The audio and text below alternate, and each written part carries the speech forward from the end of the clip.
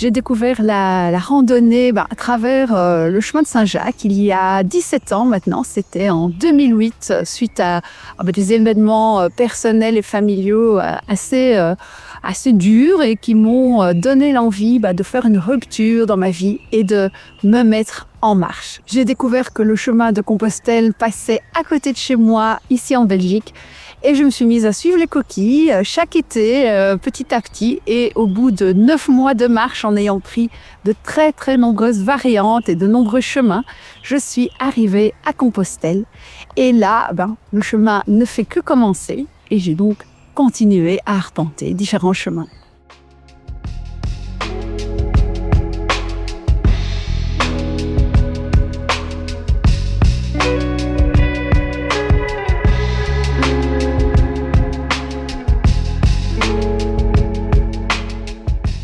Le balisage de la voie de Rocamadour, c'est un très joli logo qui est composé à la fois des contours de la sportelle, c'est un signe qu'on porte quand on arrive à Rocamadour et qui est normalement avec la Vierge au centre, et puis une espèce de coquille stylisée, moi je dirais plutôt une aile de scarabée, mais chacun ses goûts. Alors c'est un balisage qui est plus ou moins régulier, mais moins fréquent qu'un balisage de GR, il faudra quand même être bien attentif. Et puis le parcours, il a quand même tendance à faire pas mal de détours. Là, ce matin, 6 km au lieu de 3. Et encore un en plus pour arriver à Corrèze. J'avoue que des fois, j'ai envie d'un petit peu prendre la tangente et aller droit au but. Je n'ai pas l'habitude, moi, de faire autant de petits détours. Par moments, si vous ne voyez plus les coquilles sportelles, vous avez le balisage jaune et bleu, un peu typique de Compostelle. Et chose vraiment très chouette, c'est que le chemin est balisé dans les deux sens, ce qui vous permet également de revenir de Rocamadour vers Bénévent-l'Abbaye, voire plus loin vers le nord. Je dirais que mon plus loin souvenir, c'est des randonnées avec mon petit frère quand j'étais enfant.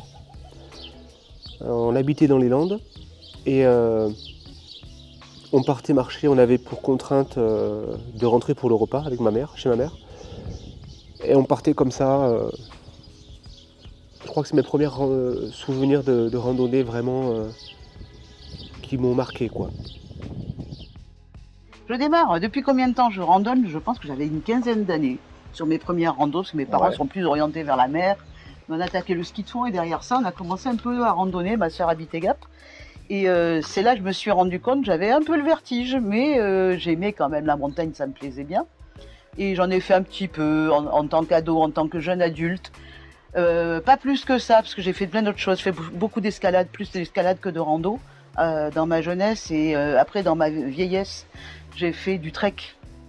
Ça a commencé en 2019, donc c'est assez récent, le trek sur plusieurs jours, avec le bivouac, et ça me plaît beaucoup. Et toi alors? Alors moi, la rando, je pense que c'est depuis l'enfance.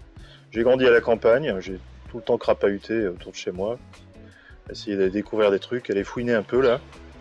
Donc j'ai un peu toujours fait ça, et puis au fur et à mesure des vacances, on se baladait pas mal. Alors pour ma part, moi je randonne depuis que je suis très jeune, à peu près vers 7-8 ans. Avant j'habitais au bord de la mer, donc à côté de Brest. Et en fait, moi ce qui m'intéressait là-bas, c'était les blocos. Donc c'est pour ça que en fil des années, tout ça c'est devenu plus tard la création de la chaîne Les Randonneurs du Passé. Parce que j'adorais en fait marcher, j'adorais découvrir. Et au bord de la mer, on a vu pendant la Seconde Guerre mondiale, les blocos. Et j'adorais visiter ces vestiges de la guerre. Et c'est pour ça que que depuis l'enfance, en fait, je randonne, je marche depuis à peu près 7-8 ans. Nous nous trouvons devant la Maison du Patrimoine qu'on peut visiter. Donc, Monsieur Abélard, dites-nous quand on peut la visiter, les dates, et combien ça coûte. Allez-y, je vous laisse. Alors, ce sera visitable à partir du 2 juillet, tout le mois de juillet et tout le mois d'août. C'est un bâtiment du XVIe siècle qui a été restauré. Ouvert donc de 10h à 12h le matin, de 15h à 18h l'après-midi. Donc il y a un jeune qui est là pour vous accueillir, pour expliquer ce qu'il y a à visiter, vous commentez les expositions. L'entrée est gratuite. Vous pouvez donner un petit quelque chose à la fin si vous avez trouvé l'expo intéressante. Et puis il y a des livrets sur l'histoire des moulins, sur la Châtellenie, sur les lanternes des morts qui sont en vente et qui permettent donc d'avoir quelques recettes au niveau de l'association.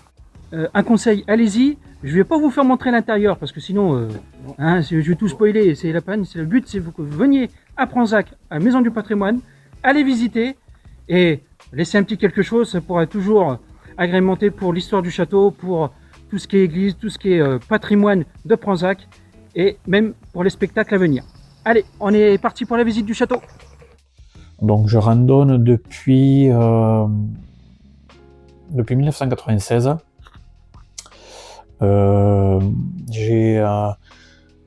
J'ai pris goût à ça car j'étais soldat, j'ai commencé soldat à Mont-Louis, dans les Pyrénées-Orientales, donc c'est une caserne qui est en pleine montagne du coup, et c'est une forteresse très belle à voir, à visiter si vous avez l'occasion lors de la journée du patrimoine. Voilà, c'est une citadelle au Vauban. Et tout autour vous avez les montagnes, quoi. Donc le Cambredaz, le Canigou et tout ce qui s'ensuit avec le lac, enfin des lacs, plusieurs lacs, les Bouillouzes, voilà, Matemal. Donc je vous invite à aller voir tout ça. Eh bien, déjà tout petit, vu que j'habite à Cahors, j'ai pas mal de nature autour de moi. D'ailleurs, là, je suis à même pas 100 mètres de chez moi. Et quand j'étais plus jeune, je randonnais, mais des petites randonnées comme ça dans les collines environnantes. Mais la randonnée, en fait, ça m'est venu en 2022, donc il y a 3 ans de cela, où j'ai commencé à marcher sur les chemins de Compostelle.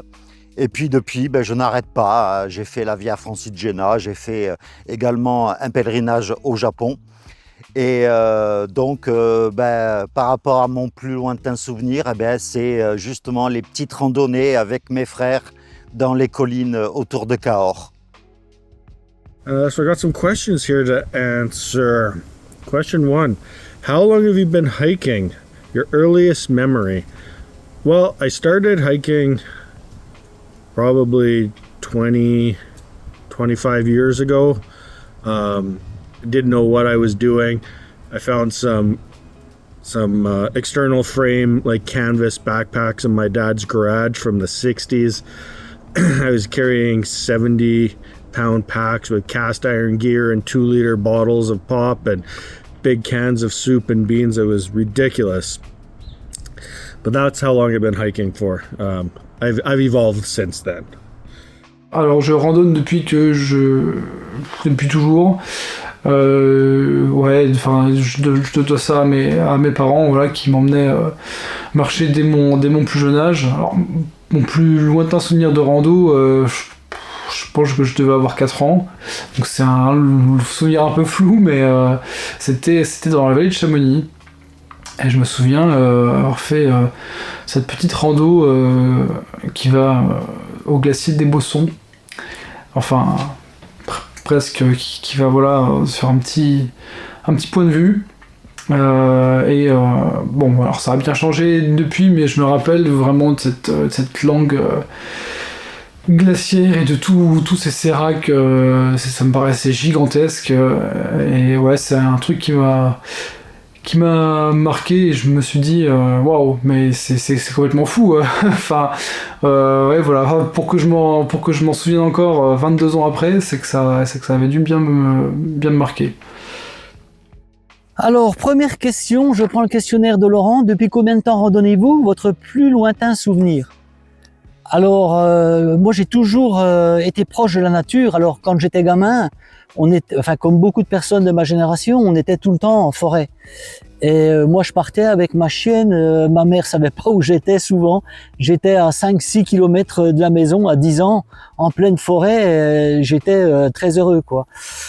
Et alors ma première randonnée en itinérance, en fait je l'ai faite il y a 25 ans. C'était sur la voie du Puy-en-Velay, le GR65, jusqu'à Saint-Jean-Pied-de-Port. Ma deuxième itinérance, c'était il y a 2 ans.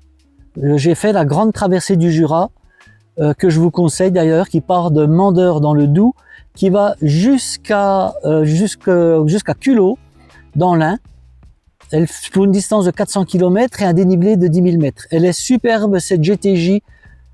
ceux qui ne l'ont pas faite, allez-y, quoi. C'est merveilleux.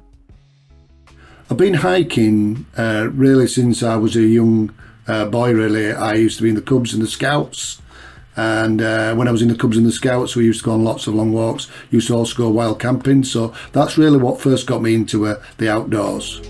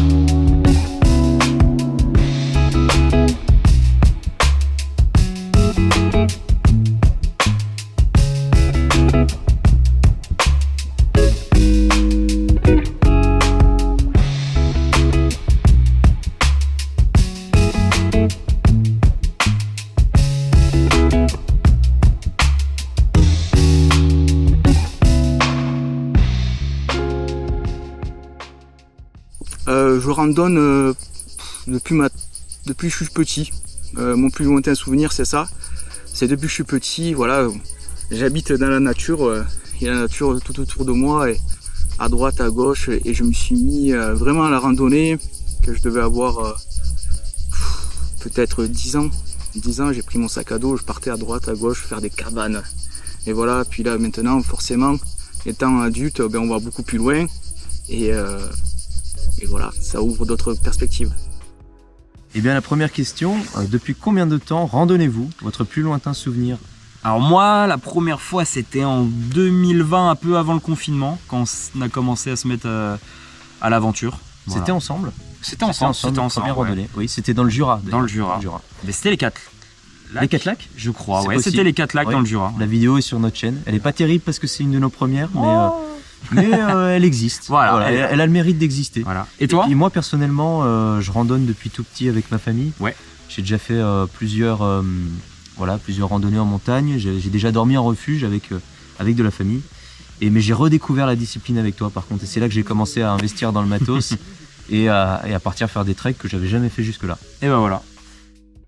Eh bien écoutez, c'est assez récent, je dirais. Ça a été juste avant le Covid. Je me suis lancé en tant que professionnel dans la photographie. Et du coup, je m'étais pris d'amour en montagne pour l'astronomie. J'adorais aller faire des photos de constellations et avec un joli décor de montagne. Donc du coup, je dirais que globalement, c'est à peu près à cette période-là. Donc ça fait 5-6 ans qu'on randonne à peu près, de manière très, très récurrente, je dirais. Je randonne depuis une très bonne dizaine d'années.